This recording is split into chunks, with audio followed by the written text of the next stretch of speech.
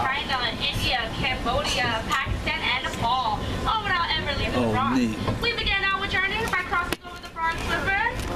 Many commuters have crossed just one way every day. But underneath the highways, the river still rushes along, providing habitat for ducks, turtles, fish, and migrating birds. In this first exhibit, we're going to be greeted by our honey-colored deer on the left-hand side, called the Barastinga deer. The Barastinga deer means 12 times in Hindi, and they also have 12 to 14 points. We also have on the right-hand side, we have the black-buck antelope, those small guys all the way in the back. The black-buck antelope are sexually dimorphic, which means that they look different from each other, the males and the females. The males have a dark chocolate coat, and then the females have a sienna coat. The males have antlers, and the females don't. Also, those spotted deer are called the axis deer. The axis deer, special thing about them is they have their spots their whole lives. Unlike most deer start out their lives with spots and then they fade as they mature. We've exhibited the axis deer since 1877. Here on the right-hand side, we have the we have the hunt that represents the Barastinga deer. And here's a little bit more information about that. In 1970, there were estimated to be only 66 of the Barastinga deer remaining in central India. But this population was saved by the cooperation of the local Indian community. Like the shacks you see here, there were many small farms using space in and around India's Kanha National Park. These people were coming into contact with the deer and the tigers that were also living there. Through cooperation with the Indian government, local communities agreed to relocate their villages. By moving, the farmers still had land to farm, but the tigers and their prey got more room to roam. We don't know that the species that is extinct no longer exists, like the dinosaurs or the dodo bird. In fact, our next animal was on the verge of extinction. Mongolian wild horse was extinct in nature and only could be felt in captivity. Mongolian wild horses have migrated to the right-hand side, but don't worry, it's just a few who will catch right up to them. Here's some information about the Mongolian wild horse and how they got their name. The first accounts of Mongolian wild horses come from rock engravings, paintings, and even cave drawings that date back more than 20,000 years. And the first written accounts were from Tibet, sometime around 900 AD. But these horses remained largely unknown and unnamed to the Western world for many years. During an expedition to Central Asia in 1879, a famous Russian explorer and naturalist, Colonel Nikolai Przewalski, encountered the horse in Western Mongolia. Because of his discovery, this species is also known as Przewalski's horse. A Mongolian wild horses should be coming up very shortly. There they go. Right on the right-hand side, on top of the hill, we have 7.5 horses with a baby being born just about a month ago. Hey, he's on the right-hand side, following his mommy right up there. On the right-hand side, you'll see it. Here at the Monorail, we named the little guy Jack. Little Jack. These are the only true wild horses living today. Their appearance differs from domestic horses. They have a stockier built and shorter legs. There are also genetic differences that distinguishes them from those domestic horses. You see the baby running? The little guy. He's extremely cute. Mongolian wild horses started with a group of 28 animals in 1901. In 1902, the Bronx Zoo received its first animals, and we have maintained our herd since then. Oh yeah, right, yep. So our researchers sometimes find it difficult to locate the animals they want to study in the wild. Don't worry, Chris and I will be able to pinpoint them even if they are not in plain sight. Let's just think about this while you're trying to locate the animals. What would you want to do on a day like this? So it's pretty sunny today. You know, do you want to be under a tree to get some shade? Or do you want to be out grazing? In this exhibit, we're going to be on the lookout for two endangered species, the gaur and the brown antlered deer. Push them more on the right-hand side because it's more shade. The big brown animal that's all the way on the right-hand side, the one we're getting a closer look at them, is called the gaur. The gaur are the largest wild cattle in the world. Males stand up at 6 feet tall and weigh as much as 2,000 pounds. They also are 10 feet long. Pretty big animals. They're right on the right-hand side. They're kind of close to us, so you get a better view. They're usually all the way back. And again, this is our gaur. Gaur continue losing their wild places due to Asian habitat. They also get domestic diseases from domestic cattle. There's one looking right at us. All the way in the back, these are called the brown antler deer. All the way in the back behind the gaur is called the brown antler deer. Many people say they look like Bambi, so I guess you can see what you think. These deer get their name because of the curve of the males, currently classified as vulnerable. These deer continue to lose their wild places due to farming. Here at the Bronx Zoo, we have a survival plan that helps animals like gaur and brown antler deer. And here's a little bit more information about that. Here at the zoo, we help gaur and brown antler deer and many other species by participating in cooperative zoo management programs called species survival plans. The name says it all. The plans aim to help these animals survive. Zoos across the country work together to maintain genetically diverse populations of rare and endangered species. It's easy to forget that the Bronx Zoo sits in the heart of an urban environment. But the noise you may hear behind you now is the traffic on the Bronx River. Yuri is on the right-hand side, close to the pond. He might go in for a dip. Hopefully we get lucky. On the right-hand side by the trees, right by there's a little bush. See the fence line? And then he's right there on the right-hand side. Yuri is our 5-year-old Siberian tiger. Adult tigers typically live in solitary animals, which is why you typically see one only at a time. And we have an absolute beautiful view of her. Tiger stripes are like human fingerprints. No two tigers have the same stripes. Exhibit that we just seen, so you'll get a closer look at the brown antler deer. I guess you can determine if they look like Bambi or not. On the right-hand side, close to the fence, and it's a ladies' day out. There's also a gaur right in the middle, so you can get another glance at. And our next exhibit, we're going to be greeted by our national animal, our Indian national animal, the peafowl. And also, you'll see some parasitic deer that I talked about in the first exhibit. Now we're in the back. Parasitic deer again.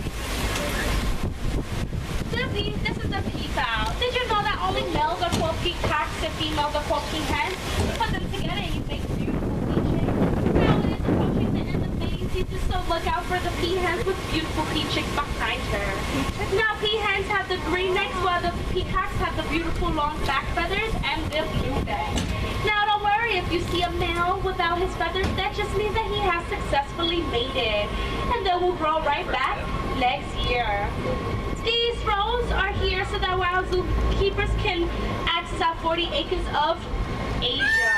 But in the wild, these roads can potentially mean poachers and stuff. Imagine a pig. Their upper tusk erupts through the top of its snout towards its eyes. This pig is called a babirusa. First, you'll see some bamboo trees, and in the bamboo trees, you should see the babirusa on the right-hand side, very close to the fence. I apologize for the view. Babirussas have very little hair on their skin, which is why it's so easy for them to blend in with mud and rocks. We also have one on the left-hand side and one right by the tree.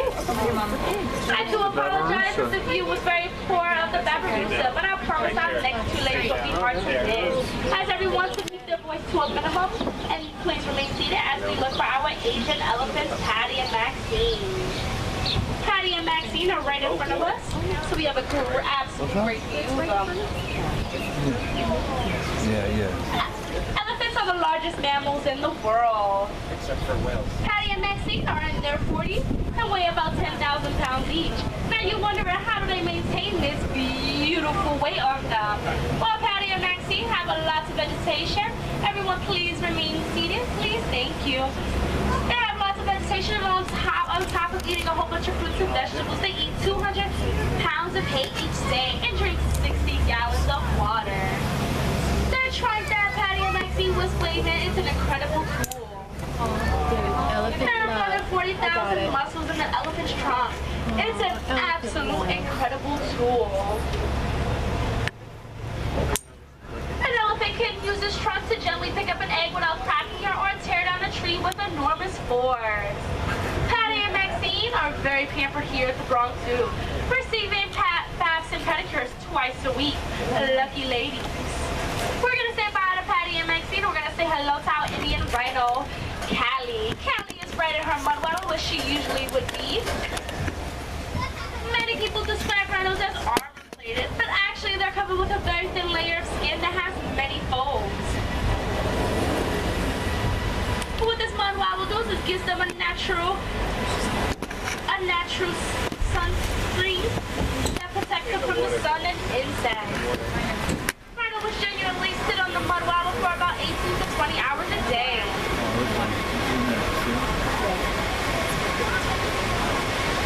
There are less than 2,000 Indian rhinos survive in India and Nepal today. Here at the Bronx Zoo, we care for 5 endangered rhinos. Care for this animal is one thing, but breeding is a whole nother challenge. Think about this, moms on the train. Indian rhinos are pregnant for 16 months. Can you imagine being pregnant for a year and a half and having a baby almost 150 pounds? A baby rhino will stay with its mom for 2 to 3 years, although we may only take 12 to 16 pounds. These little spotted deer with the white tail and the black line on their back is called the Formosa Sika deer. The Formosa Sika deer are native to the island of Taiwan, formerly known as Formosa.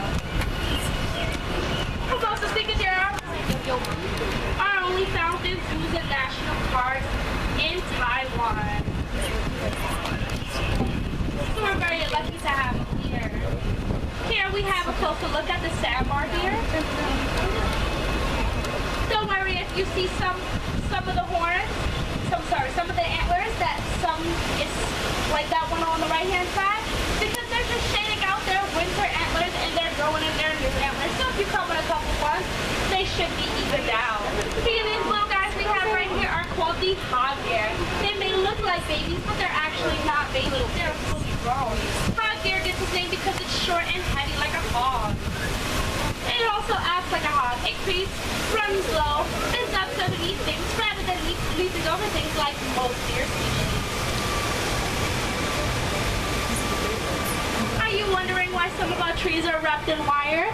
The reason why some of our trees are wrapped in wire is because our deer species like to rub their antlers on the bark of the tree. If the tree loses too much bark, the tree can die. So in order to save the tree, we wrap our tree in wire to give the same efficiency towards the deer to rub their antlers and also save the tree. Because here at the Bronx Zoo, we care about every living thing, and trees and plants are one of them. Past this double fence, we're going to be on the lookout for an animal that is very usually hard to spot. It's called our China's tufted deer. I see one on the right-hand side coming up in just shortly, right by the tree right in front of us. You should have a good view of him. These little guys weigh less than 40 pounds. You'll see he's right in front of us grazing, so it'll be a very good view. Right over here, these little small guys. People say they look like rabbits, but I don't really see it. These little guys weigh less than 40 pounds. Oh, I get it. A fun fact about this animal is when this animal makes a noise, it sounds very much like the bark of a dog. Also, that white tail that you saw is perfect for communication. Now, when that China's tufted deer waves that tail, we also have 2 beavers, but not just a beaver. We want to make sure that the river remains a healthy resource that can be enjoyed by Bronx residents and wildlife. And this rocky terrain is the perfect environment for 2 related wild goats, the Markhor and the Himalayan tar. We also have babies in this exhibit, so if I see them, I will gladly point them out. Or if you see them before I do, feel free to point them out to show everyone. With the long horns and spiral horns, these are a Pakistan national animal, the Markhor. Markhor means snake eater, because the legend has it, a Markhor ate a snake but split into 2 and turned into stone. Ooh. We have some Markhor babies. They should be in the back. If I see a Markhor baby all the way in the back, close to the rock, and they're just incredibly cute. Do you see the babies all the way in the back? We have a teenager right here.